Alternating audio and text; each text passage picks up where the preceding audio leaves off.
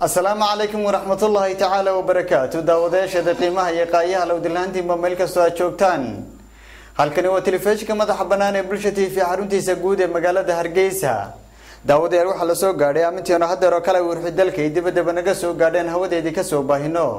Warkana waxa uu diyaar u dila socodsiin doona hadii Allah uu daleed ma anigu Cabdiraxmaan Abdullaahi Maxamed Fantastiga.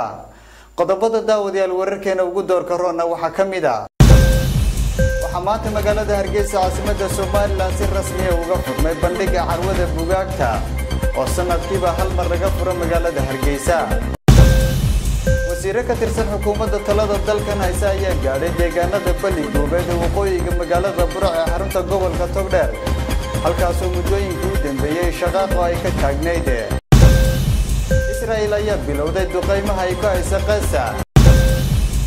madaxweynaha dalka Mareykanka Barack Obama ayaa waxa uu ku baaqay in kooxda ka dagaalanta dalka Ciraaq lagu magacaabo Daesh in laga wareego deegaanada ay gacanta ay ku hayaan.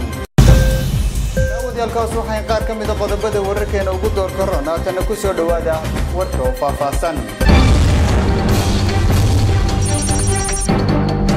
waxa maanta magaalada Hargeysa caasimadda Soomaaliland si rasmi ah uga furmay bandhigga carwada buugaagta oo sanadkiiba hal mar laga hirgeliyay magaalada Hargeysa. iyadoo maanta furitaanka carwadaas ay ka soo qayb galeen dad aad u fara badan oo iyagu isaga kala yimid daafaha kala duwan ee dunida.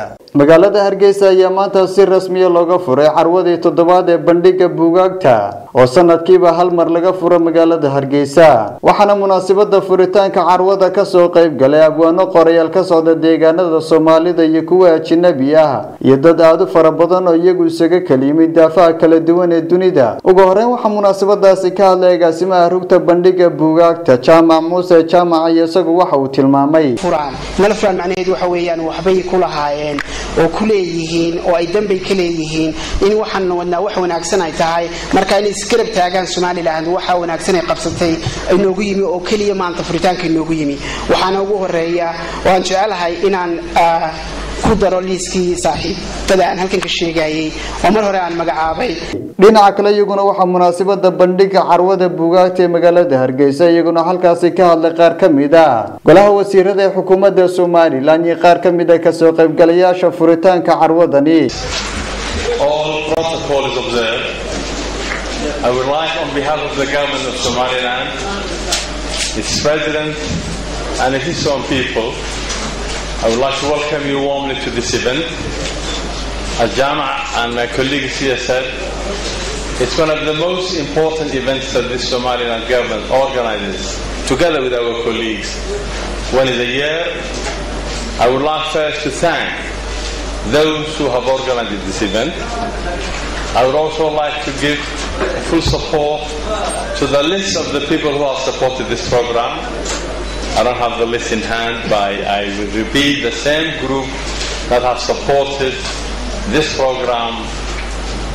We're very grateful as Somalilanders for your support, for the resources that you have given to this meeting and to this conference. qofka malaawasha waxa u fiican sida alaab qabriga oo qofku u si shaqeysta qabriga iyo waxa ka dambeeyo marka maanta kadib malaawalkana xadeeno. assalaamu alaykum warahmatullahi waan ku faraxsanahay in aan imaado bandhigga buugaagta Hargeysa.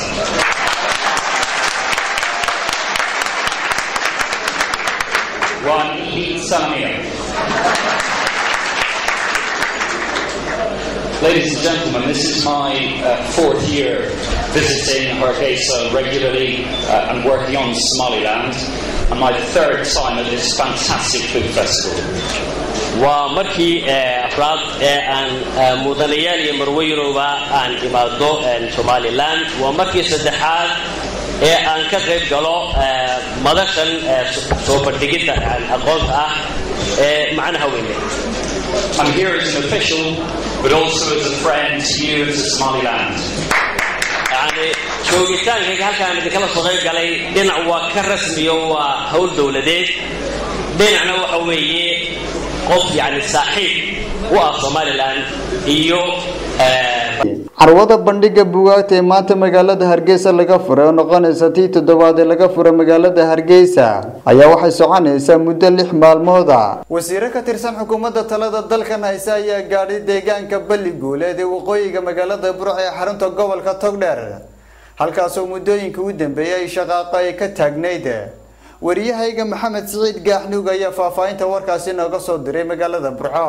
iyadoo muddooyinkii u dambeeyay sasaan colaadeed ka taagnay deegaanka Baliguuleed ee kaga beegan magaalada Burco waqooyiga ayaa waxaa kormeer ku yimid koox wasiir ah oo ay ka mid ahaayeen wasiirka xigeenka amniga, wasiirka ciyaaraha, wasiirka boosaha iyo isgaarsiinta iyo wasiirka cadaaladda Jamhuuriyadda Somaliland. kormeerkan ayaa waxaa ku wehelinayay maamulka gobolka Togdheer iyo ka degmada Burco. kormeerkan ayaa waxa uu ku salaysnaa sidii loo soo afjari lahaa colaad muddooyinkii u dambeeyay ka soo noqnoqonaysay deegaankani. wafdigan oo isla markaasi ku hawlan sidii loo soo afjari colaadahaasi ayaa iyagoo ka hadlaya ayaa waxa hadaladoodii ka mid ah maanta markaa aanu subaxnimadii mar haddaan shalay soo galnay waxaanu suwaraysanay kala warqaaday sidii maamulkii nidaamku ahaa, maamulkii dawliga gobolka iyo odayadii dhaqanka halka joogay. imikana annagii oo wada soconnaa ayaanu soo gaadhay tuuladan. dabadeedna waxaanu shaqadii oo si wanaagsan dabcan dad ehel ah iyaguba waxa ka dhaxayana aan wax weyn ahayn. inta aanu gaadhayno waxaa ka dhaxeeyay guntiisa iyo waxqabadkiisa. waxaanu imika fariin ku kala qaadanay oo aanu isla garanay ciidankii qaranka iyo wasiiradii iyo heer gobol iyo heer degmo iyo odayadii dhaqanka ee hawsha maamuliyay. waxaanu ku kala qaadanay oo aanu ku kala tagnay hadda ummadana ugu bashaarayna runtii intii dhaweeyay ehelka ciidanka joogtay intii ehel uga ahayd yani dawladnimada iyo wanaagga uga ahayd waxaanu u sheegaynaa inaanu ku kala tagnay in dhammaan ciidamo wixii dhulka joogay la kala qaado si amniga marka ugu horeysa loo sugo. si kastaba haatee kooxdani wasiirada ayaa la filayaa inay soo afjari doonaan khilaafka muddooyinkii u dambeeyay ka ognaa deegaanada Baliguuleed ee waqooyiga magaalada Burco. Maxamed Saciid Gaaxnuug, TV-ga madaxa bannaan ee Bulsha TV, magaalada Burco. halka daawadayaal weli aad nagala socotaan waa telefishinka madaxa bannaan ee Bulsha TV xaruntiisa guud ee magaalada Hargeysa. qodobada kale daawadayaal idin haynana waxa kamid ah xubnahani oo ka socday qurbajoog reer Somaliland ee muddooyinka ugu dambeeyay fasaxa ku joogay magaalada Hargeysa iyo magaalooyin kale oo kamid ah Somaliland ayaa saaka booqasho indhaindhayna ku aaday halka uu ka socdo dhismaha dowga cad ee waqooyiga magaalada Hargeysa. xubnahan oo tiradoodu gaadhaysay in ka badan 50 xubnood isla markaana ka kala socday jaaliyadaha reer Somaliland ee hadda fasaxa ku jooga magaalada Hargeysa iyo magaalooyin kale oo kamid ah Somaliland kana mid ah dadka inta badan ka qayb qaata kuna darsada dhaqaalaha dhismaha wadada dowga cad ayaa markii ay goobtaasi saaka aadeen wax faahfaahin dheeraad ah ka siiyay maraaxilkii kala dambeeyay ee uu soo maray dhismaha wadada dowga cad. Cabdiqaadir Xaashi Cilmi oo ah gudoomiyaha gudida dhisaysa wadada dowga cad alla wixii ka qayb qaatayna ilaahay khayr ugu bedelo ummadda kalena waxaan gudayo dibadba khayrka waa loo bireetay alla idinka dheeraynin. sidoo kale wax iyaguna halkaasi ka hadlay Ciise Maxamuud iyo Aamina Cabdi Axmed oo kamid ah xubnaha jaaliyadda reer Somaliland ee saaka booqashada ku aaday wadada dowga cad. maanta waxaanu aragnay wax aad iyo aad nooga yaabiyay lacagtii yareedeenu soo dirnay aanu islahayn hawl badan bay qabanaysaa. waxaanu aragnay waxa la qabtayna meelnaba kaga dhicin ee dadka reer Hargeysa hawshooda badan iyo dadka reer Somaliland ay xoog badan iyo lacag intayada ka badan galiyeen. maanta waxaanu joognaa dowga cadda aynu in badan warkiisa aynu maqlaynay amba se aynu soo tacab gali jirnay. haddaba waxa jirta wixii aynu ku soo tabcaynay wax ka badan buu u baahan yahay runtu sida ay tahay tacabkeena uu muuqdaa runtii. dhanka kale waxa iyaguna faahfaahin dheeraad ah ka siiyay xubnahan ka socday jaaliyadda reer Somaliland Suldaan Maxamed Saciid, Sheekh Cabdiqaadir Jaamac iyo Axmed Warsame Saciid oo dhammaantoodba xubna ka ah gudida dhisaysa ee gacanta ku haysa wadada dowga cad. hadalka badin waxaan aad ugu mahadnaqayaa qurbajoogii gacanta ka geystay iyo kuwii halkan joogay ee gacanta ka geystayba aad baan ugu mahadnaqaynaa.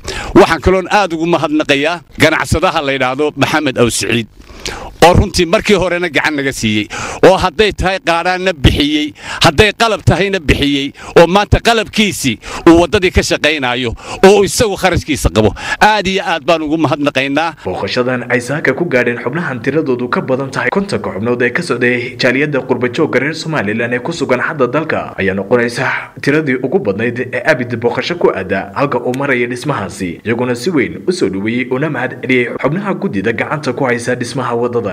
وفيصل محمد آدم فيصل فيفا تلفزيون كمادة حبنان بولشة TV مقالة درقيسة.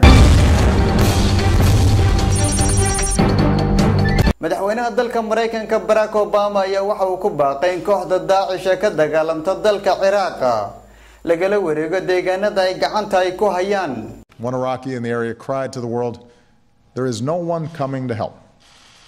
Well, today America is coming to help. madaxweyne Obama ayaa sheegay in kooxda dhisatay dawladda Islaamiga ee ku dhawaaqday baabiinta dadka Isaaisku ay badankooda ay u qaxeen meelaha ku dhow dhulka buuraleyda ah kadib markii ay weeraro ay dhawaan ay kula kulmeen. waxaana uu madaxweyne Obama uu tilmaamay in sax ay tahay haddii faragelinta Mareykanku kadib halista taagan iyo codsiyada taageerada ay uga imanaya dawladda waddanka Ciraaq. golaha ammaanka ee qaramada midoobay ayaa iyaguna cambaaray weerarka waqooyiga Ciraaq ay ku qaadeen kooxda Islaamiyiinta Daesh isagoo sidoo kalena ku baaqay in la taageero dawladda dalkaasi Ciraaq. waxaa sidoo kale dawladda dalka Mareykanku ay sheegtay in bartilmaameedka 100,000 oo Ciraaqiyiin ah ay ku lumayaan gaar ahaan dadka laga tirada badan yahay ee iyagu Masiixiyiinta kuwaas oo ka qaxay waqooyiga dalkaasi. safiirka Britain ee qaramada midoobay ayaa isaguna waxa uu sheegay in tallaabooyinka ay qaadeen kooxda Islaamiyiinta ah ee ka dagaalama dalka Ciraaq ee Daesh ay tahay mid aan loo dulqaadan Israel ayaa bilowday duqeymaha ay ku hayso Gaza iyadoona ka jawaabaysa gantaalo lagu soo riday wax yar kadib markii la soo afjaray 3 maalmood ee xabad joojinta. saraakiil sarsare ka tirsan Falastiiniyiinta ayaa waxay sheegeen duqeymaha xagga cirka ee Israel ay dileen cunug yar oo 10 sano jir ah. wadahadaladii ka socday dalka Masar ee u dhaxeeyay labada dhinac ayaa iyagu soo dhamaaday iyadoo aan wax heshiis aan laga gaadhin dagaalka qaraar ee ka dhaxeeya Falastiin iyo Israel. Israel ayaa hore u sheegtay inay diyaar u tahay kordhinta xabad joojinta xilligeedu dhamaaday. Hamas ayaa iyaduna diiday in kordhinta xabad joojinta haddii aan la isku afgarin in marinka Gaza laga qaado xayiraadda saaran tan iyo markii ay qabsadeen xukunka 2007. daawadayaasha qiimaha iyo qaayaha lawdilhaantii meel kasta aad joogtaan intaasi waxaan ku soo gabagabaynaynaa war wixii dalka iyo dibadda naga soo gaadhay oo habeenkan caawaad ka daawanaysaan shaashada telefishinka madaxa bannaan ee Bulsha TV xaruntiisa guud ee magaalada Hargeysa. daawadayaal warka waxa idin la socodsiinaya anigoo Cabdiraxmaan Fantastiga aniga khayartii kale igala qayb qaatay tabinta iyo soo diyaarinta warka dhamaantii waxaan kaga tageynaa. assalaamu calaykum waraxmatullaahi tacaala wa barakaatuh.